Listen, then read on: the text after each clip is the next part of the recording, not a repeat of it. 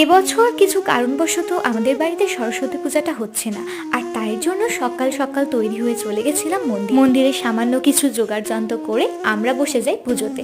পুষ্পাঞ্জলি দেওয়া হতেই দেখি আমাদের মন্দিরে বেশ কয়েকটি ছোট ছোট ভাই বোন এসেছে। লাগছে, দেখি দেখি দেখি পোজতে পোজতে কি সুন্দর লাগছে। ওদের দেখে আমি একটা কথাই ভাবলাম, ছোটবেলাতে আমি ওদের মতো না এত সুন্দর করে কখনো সাজতে পেরেছি, আর না এত সুন্দরভাবে নিজেকে কখনো দেখেছি।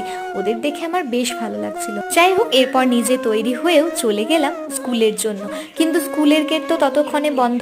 তাই আমরা সকলে বাইরের ঠাকুরগুলোই দেখি, বেশ কয়েকটা মাঠের ছবি তুলে চলে আসি বাড়ি। আজকের এই যে সুন্দর শাড়িটা আমি পরেছি, সেটা কিন্তু হচ্ছে আমার এক মামাতো বোনের, মুন্নিদির।